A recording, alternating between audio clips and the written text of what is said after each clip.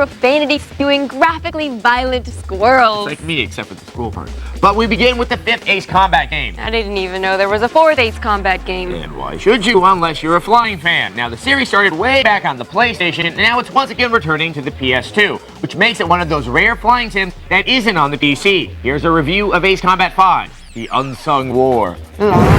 Rockin' over here. You know, sometimes licensed music is great. Now, the Grand Theft Auto soundtrack, for example. And sometimes you get Puddle of Mud, which is still better than the late 1999, early 2000 era, where every game released used Rob Zombie's Dragula. See, we think that song's about a vampire car, which runs on clean-burning, environmentally friendly blood. It's like the Toyota Prius of the damned. Whimsical, isn't it? Yeah. Much like our next game, which started as a hand-animated flash game on the internet. It became so popular, they released it on the PS2. But can a flash game really be compelling on the consoles? Find out when we review Alien Hominid.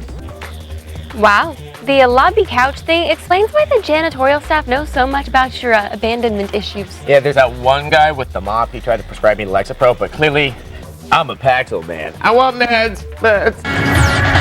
Physical with Adam Sessler and Morgan Webb. That's the extent of it for me, physicality. Welcome back to Xplay. Adam and I have been accused of being self-indulgent celebrities who only think of themselves. And in Adam's case, that's sort of true. But Morgan likes to visit gamers who are giving something back to the world. Yes, this time it's the guys who write and illustrate Penny Arcade, the online comic strip about gaming that's read by millions of gamers every day. Last year, the Penny Arcade guys set up a charity called Child's Play that sent more than $250,000 in toys, game, and cash to sick kids at Seattle Children's Hospital. So I flew to Seattle to take part in this year's annual charity auction and find out more about Penny Arcade and Child's Play. I'm here in Seattle, Washington for the first annual Child's Play dinner and auction. Now, Child's Play is a charity that gives toys and games to children at the Seattle Children's Hospital. It was started by the guys who write and draw Penny Arcade. While primarily known for mocking just about anything and everyone in the game industry, Child's Play represent Gabe and Tycho's noble sides. Essentially, we wanted to come up with a way to, at the same time, combat negative portrayals of gamers in the media, but we also wanted to help out this local hospital. And we thought we'd do something small and then build up to a larger one next year, but last year turned out about $250,000. We're gamers, so we look at that as sort of a high score. That's something that we have to beat this year, and I think that we will, especially after tonight. Aside from several snappily dressed gamers, the evening boasts a silent auction for game-related goods, as well as a live auction emceed by the boys themselves. We are going to start the bidding for this at $150. That's 2-year subscription and the signed collector's edition. So it's very professional. Well, I do this all the time. Items up for bid included a lifetime subscription to Steam, signed editions of games, this awesome Halo 2 gift basket, and tours of Nintendo and Bungie Studios. You get to go hang out at Bungie Studios, see how they do what it is. Viewers at home. It's not that difficult. If you just Good, because we're not really good at things that are that hard. Understood. Basically, if you go to www.childsplaycharity.org, it'll come up to a big map, and there are actually 5 member hospitals this year. Just choose the one that's closest to you. It'll take you over to a page where you can choose some toys, and they'll be delivered directly to the hospital. Is there anything else you guys want to tell the audience? Probably just thank everyone who already donated to Child's Play either this year or last year. We really appreciate it, and we know the Children's Hospital appreciates it. So you guys got that? That's childsplaycharity.org. It's one word. It's a good cause. Get out there and donate some video games and some toys to some kids who really, really need it.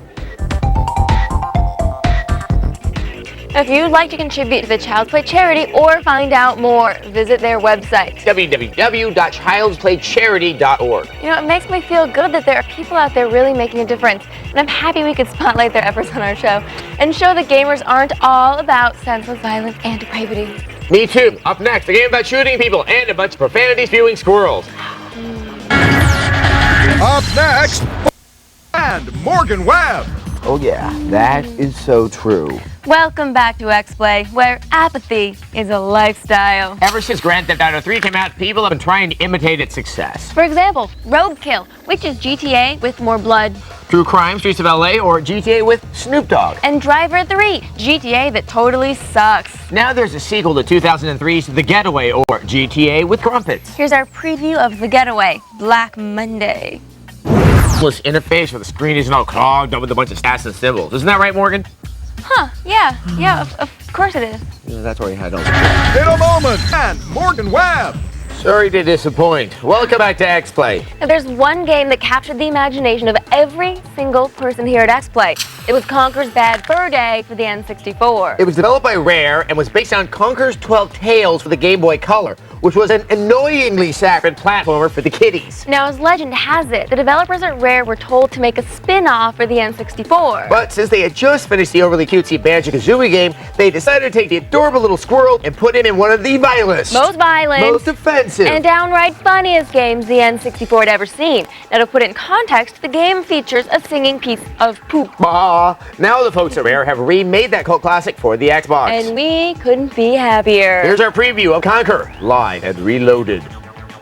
Whoa! We really do have a Volt. If you'd like to contribute to the Child's Play charity or find out more about them, check out their website. www.childsplaycharity.org.